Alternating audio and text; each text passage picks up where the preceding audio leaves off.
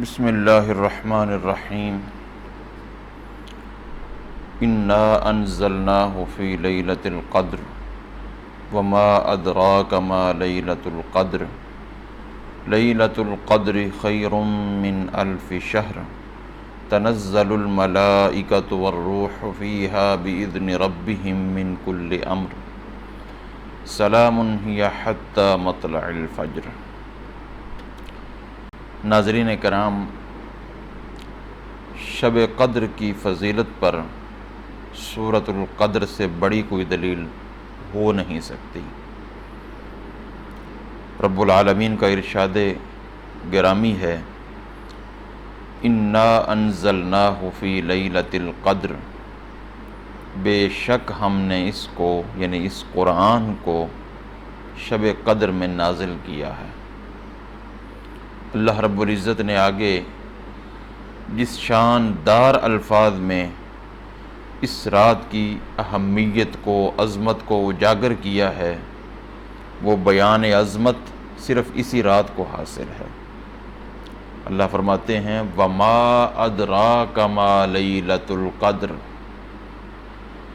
یہ انداز اس لیے ہے تاکہ طالبان حق اس کی طرف متوجہ ہوں، اور خاص طور پر ہم جیسے گنہگار اس کی طرف متوجہ ہوں۔ آگے فرمایا لیلۃ القدر خیر من الف شہر، کہ شب قدر لیلۃ القدر خیر، اس میں تفضیل ہے، یعنی بہت بہتر ہے، من الف شہر، 1000 مہینے سے۔ 1000 مہینے کے اندر 83 برس 4 مہینے بن جاتے ہیں، یعنی یہ لیلۃ القدر 83 سال 4 ماہ عبادت کرنے سے بھی بہتر ہے۔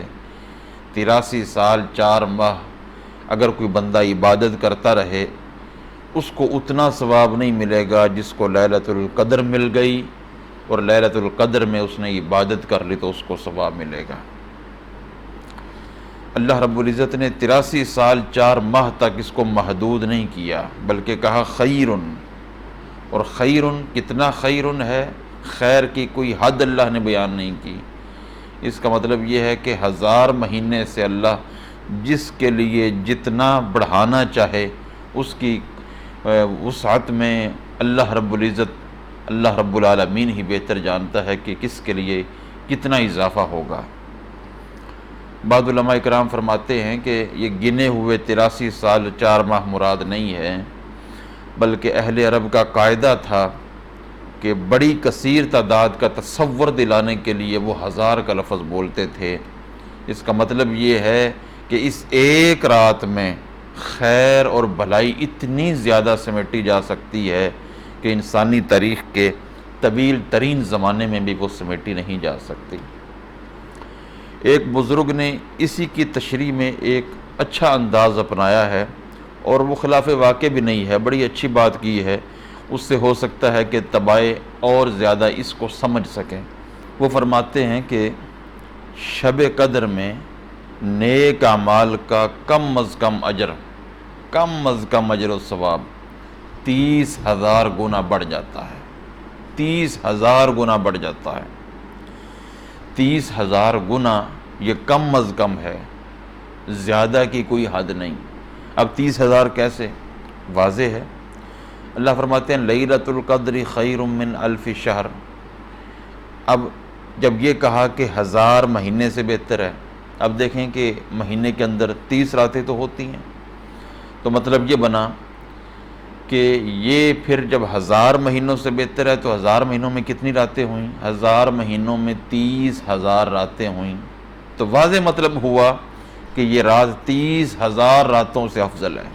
اس رات کے اندر کیا جانے والا عمل 30,000 راتوں میں کیے جانے والے عمل سے بہت بہتر ہے، بلکہ یوں کہیں کہ صرف 30,000 راتوں سے ہی افضل نہیں، بلکہ 30,000 دنوں سے بھی افضل ہے، کیونکہ قرآن لیلۃ القدر کو 1000 مہینوں سے افضل کہہ رہا ہے، خیر کہہ رہا ہے، اس میں تفضیل کا صیغہ استعمال کر رہا ہے۔ اور 1000 مہینوں میں 30,000 راتیں نہیں ہوتی، بلکہ ساتھ ساتھ 30,000 دن بھی ہوتے ہیں۔ تو لیلۃ القدر 30,000 راتوں سے اور 30,000 دنوں سے بہت بہتر ہے۔ اور یاد رہے کہ اللہ رب العزت نے یہاں پر بہتری کی کوئی حد بیان نہیں کی، جیسا کہ میں نے پہلے کہا، امام رازی نے بھی فرمایا وَلَمْ يُبَيِّنْ قَدْرَ الْخَيْرِيَّةِ، اللہ نے قدر خیریت کی کوئی تعین نہیں، اس کو بیان ہی نہیں کیا کہ اس کی حد کیا ہے۔ یہ ہمارے اخلاص پر منحصر ہے کہ کس اخلاص سے ہم اس رات کو ڈھونڈتے ہیں، اور اتنا ہی اللہ رب العزت کی طرف سے 1000 مہینوں کی بہتری کے اجر و ثوابات ہمیں مل سکتے ہیں۔ ویسے ہی اس امت پر اللہ رب العزت کا خصوصی فضل ہے، اس امت سے ڈیوٹی کم لی گئی ہے، اجر اس کو زیادہ دیا گیا ہے۔ بخاری شریف کی ایک حدیث ہے، حدیث نمبر 7467 ہے۔ حضور فرماتے ہیں انما مثلکم و مثل الیہود والنصارى، کہ تمہاری اور تم سے پہلی امتیں یعنی یہود و نصارہ کی مثال ایسی ہے جیسے کوئی آدمی کچھ مزدور کام پر رکھے اور مزدوروں سے کہے من یعمل لی الی نصف النہار الی قرات قرات، کون ہے جو صبح سے لے کر دوپہر تک میرے پاس کام کرے، ایک قرات پر مزدوری کرے، جو مزدوری کرے گا اس کو ایک قرات جو ہے وہ میں اجر دوں گا، اس کی اجرت ایک قرات ہے۔ یہود نے ایک قرات مزدوری پر صبح سے لے کر ظہر تک کام کیا۔ پھر نصارہ کی باری آئی اور نصارہ نے بھی مزدوری کی، لیکن انہوں نے ظہر سے لے کر عصر تک کی اور اجر ان کو بھی ایک قرات ملا۔ اب دیکھیں، یہود نے صبح سے لے کر ظہر تک کر کے ایک قرات لیا اور نصارہ نے ظہر سے لے کر عصر تک کام کر کے ایک قرات لیا۔ اب باری آئی ہماری، باری آئی امت محمدیہ کی، تو رحمت عالم صلی اللہ علیہ وسلم نے فرمایا ثم انتم الذین تعملون من صلاة العصر الى مغارب الشمس علی قراتین قراتین۔ امت محمدیہ پر اللہ کا فضل یہ ہوا کہ انہوں نے اتنا نہیں کیا کام، اتنا ٹائم نہیں دیا، صبح سے لے کر ظہر تک اور ظہر سے لے کر عصر تک، یہ زیادہ وقت بنتا ہے۔ اللہ رب العزت نے تم سے عمل لیا ہے صرف کہاں سے؟ من صلاة العصر الى مغارب الشمس، من صلاة العصر الى مغارب الشمس، عصر سے لے کر مغرب تک، سورج کے غروب ہونے تک، لیکن اجر کیا ہے؟ علی قراتین قراتین، مزدوری ڈبل ہے، دو قرات اجر ملا ہے۔ فخاطبت الیہود والنصارى، یہ ماجرا دیکھ کر یہود و نصارہ غصہ کرنے لگے، ناراض ہونے لگے، کہنے لگے عجیب بات ہے، نحن اکثر عملا واقل عطاء، یہ تو تیری شان عدل کے خلاف ہے کہ ہم نے ٹائم زیادہ دیا ہے، ڈیوٹی ہماری زیادہ تھی، کام ہم نے زیادہ کیا ہے، وقت زیادہ دیا ہے، وظیفہ ہمیں کم ملا ہے۔ تو اللہ فرمائیں گے حل ظلمتم من حقکم شیئا، یہ بتاؤ تمہارا جو حق تھا اس میں سے کوئی کمی ہوئی؟ وہ کہنے لگے کمی تو کوئی نہیں ہوئی، پورا پورا ملا ہے۔ تو رب العالمین فرمائیں گے جب تم پر ظلم کوئی نہیں ہوا بلکہ پورا پورا مل گیا ہے، تو اب اگر امت محمدیہ کو ان کی مزدوری بڑھا دوں تو پھر اس کے اندر تمہیں کیا تکلیف ہے؟ فَذَلِكَ فَضْلِي أُوتِيهِ مَنْ أَشَاءُ، یہ میرا خصوصی فضل ہے، میں جس سے چاہوں دے سکتا ہوں۔ تو دیکھو اللہ کا اس امت پر ویسے ہی بڑا فضل ہے، اور اس فضل کے اندر اللہ رب العزت نے لیلۃ القدر بھی ہمیں عطا فرما دی ہے۔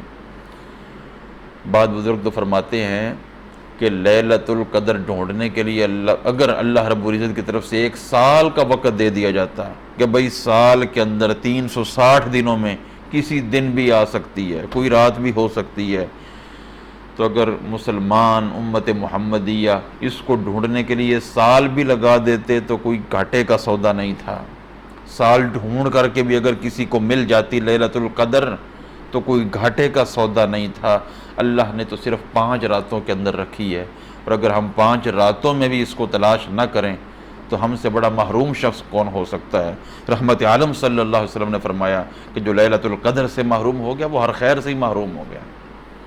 لہذا ڈھونڈیں، تحری کریں، تلاش کریں، ان خاص راتوں کو غنیمت جانیں۔ پتہ نہیں یہ کس کی زندگی کا آخری عشرہ رمضان ہے، ہو سکتا ہے کہ ہمارا آخری عشرہ رمضان ہو اور ہم غفلت کے اندر سو جائیں تو ہم سے بڑا بدقسمت اور محروم شخص کوئی نہیں پھر ہوگا۔ فرمایا تنزل الملائکۃ والروح فیہا باذن ربہم من کل امر، ملائکہ اور روح الامین اس میں باذن ربہم اپنے رب کی اجازت سے، اپنے پروردگار سے اجازت سے، من کل امر ہر کام کے لیے اترتے ہیں۔ اب دیکھیں یہاں پر بھی امام راضی نے بڑی اچھی بات کی ہے، فرماتے ہیں باذن ربہم کا لفظ بتا رہا ہے، اس سے سمجھ آ رہا ہے کہ ملائکہ اجازت مانگ رہے ہیں، ملائکہ نے اجازت مانگی، انہم استاذنوا اولا فاذنوا، کیونکہ اگر ملائکہ نے اجازت مانگی نہیں تو پھر اذن ربہم کا تو کوئی معنی ہی نہیں ہے۔ اجازت کا لفظ تو بولا ہی اس وقت جاتا ہے جب کوئی اجازت مانگے، اور رب العالمین کی طرف سے اجازت دے دی گئی، مگر نہ یہاں پر بھی امر ربہم ہونا چاہیے تھا۔ امام راضی فرماتے ہیں وذالک یدل علی غایت المحبہ، یہ محبت کی غایت پر یہ لفظ دلالت کرتا ہے، یہ فرشتوں کی امت محمدیہ سے بڑی گہری شدید محبت پر دلیل ہے۔ لأنہم کانوا یرغبون الینا، اس لیے کہ فرشتے ہماری طرف رغبت رکھتے ہیں، ہماری طرف آنے کے لیے تیار ہیں، ملاقات کے لیے تیار ہیں، بس اجازت مانگ رہے ہیں۔ وَيَتَمَنَّوْنَ لِقَاءَنَا وَلَكِنْ كَانُوا يَنْتَظِرُونَ الْإِذْنَ، صرف اجازت کے متمنی ہیں۔ امام راضی فرماتے ہیں فَهَا هُنَا فِي الدُّنْيَا إِنِ اشْتَغَلْتَ بِعِبَادَتِي نَزَلَتِ الْمَلَائِكَةُ عَلَيْكَ حَتَّى يَدْخُلُوا عَلَيْكَ لِلتَّسَلُّمِ وَالزِّيَارَةِ۔ گویا رب العالمین اپنے بندے سے کہہ رہا ہے اے میرے بندے، اگر تو میری عبادت میں مشغول ہو جائے، اشتغلت عبادتی، اگر تو میری عبادت میں مشغول ہو جائے تو فرشتے تجھ پر نازل ہوں گے، اور فرمایا حتی یدخلوا علیک للتسلم والزیارہ، فرشتے تجھ سے سلام کریں گے، فرشتے تیری زیارت کو آئیں گے۔ حضرت علی المرتضیٰ کرم اللہ وجہہ الکریم فرماتے ہیں انہم ینزلون لیسلموا علینا، فرشتے اترتے ہیں لیسلموا علینا تاکہ ہم سے سلام کریں، ولیشفعوا لنا، ہمارے لیے سفارش کریں۔ فمن اصابتہ التسلیم غفر لہ ذنبہ، جس کو فرشتوں کی تسلیم مل گئی غفر لہ ذنبہ، اس کے سارے گناہ بخش دیے گئے۔ تو شب قدر چونکہ ایک عظیم الشان اور بابرکت رات ہے، اس لیے مفت میں بیٹھے ہر کس و ناکس کو یہ دولت نصیب نہیں ہوتی، بلکہ اس کے حصول کے لیے طلب اور جستجو اور کچھ نہ کچھ محنت کرنی پڑتی ہے، تب جا کر اللہ رب العزت اپنی توفیق کے خاص سے یہ مبارک رات نصیب کرتے ہیں۔ وہ محنت کیسے کی جائے؟ سب سے بہترین طریقہ تو شب قدر کو حاصل کرنے کا اعتکاف ہے، لیکن وہ مسلمان جو اپنی مصروفیات کے باعث اعتکاف نہ کر سکے، وہ کم از کم یہ کریں کہ آخری عشرے میں مغرب، عشاء، فجر کی نمازیں بالخصوص جماعت کے ساتھ ادا کریں، قرآن کریم کی تلاوت، درود شریف، نوافل کی کثرت کریں۔ رسول اللہ صلی اللہ علیہ وسلم نے فرمایا من صلی العشاء فی جماعت فکأنما قام نصف اللیل، جس بندے نے جماعت کے ساتھ عشاء کی نماز پڑھی، مسلم شریف کی یہ حدیث ہے، پر حضور نے فرمایا فکأنما، یہ لفظ بھی قابل توجہ ہیں، فکأنما حضور کہہ رہے ہیں وہ گویا ایسے ہے جیسے اس نے نصف اللیل قیام کیا۔ اس کا مطلب یہ ہے کہ نصف اللیل قیام کرنے والا ایک وہ بندہ جس نے نصف اللیل اللہ کے لیے کھڑے ہو کر عبادت کی، اور ایک نے صرف عشاء کی نماز جماعت سے پڑھ کر نصف اللیل قیام کا ثواب لینا چاہا، تو اب ان دونوں کے اندر برابری نہیں ہے، یہ گویا کہ نصف اللیل کے قیام کے مترادف ہے۔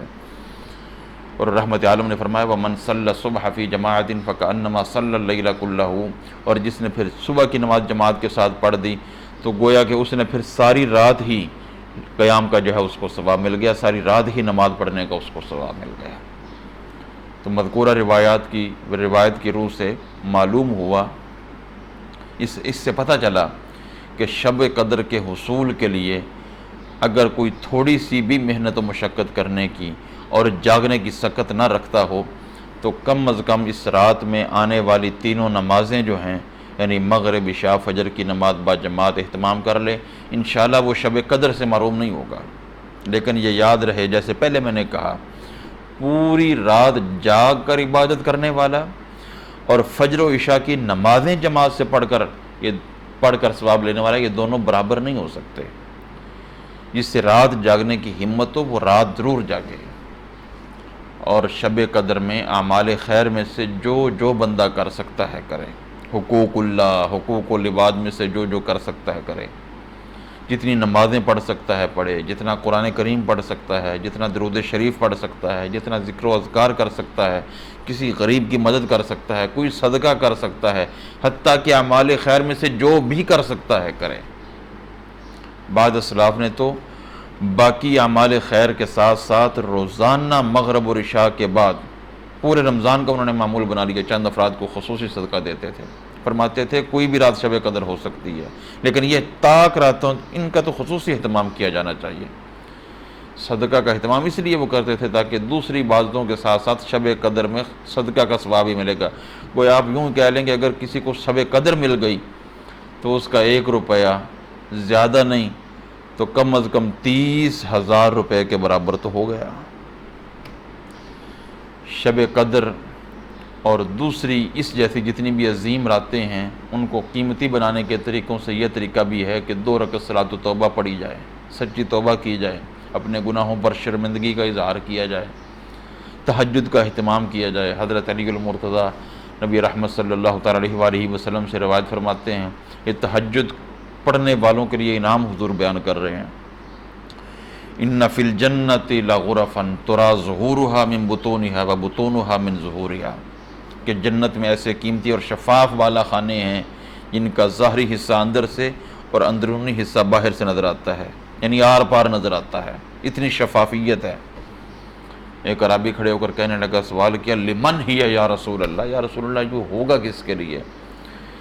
آپ نے فرمایا، ہی لمن اطاب الکلام واطعم الطعام وادام الصیام وصلی للہ باللیل والناس نیام، یہ اس کے لیے ہے لمن اطاب الکلام، جو کلام میں نرمی رکھے، واطعم الطعام، کھانا کھلائے، وادام الصیام، ہمیشہ روزے رکھے، وصلی لللیل باللیل، اور اللہ کے لیے نماز پڑھے، راتوں کو اس وقت نماز پڑھے، والناس نیام، جب لوگ سو رہے ہوں۔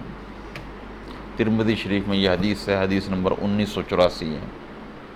اسی طرح نبی کریم صلی اللہ علیہ وسلم نے فرمایا، من کثرت صلاتہ باللیل حسن وجہہ بالنہار، جو شخص رات کو کثرت سے نماز پڑھتا ہے دن کو اس کا چہرہ حسین اور خوبصورت ہو جاتا ہے۔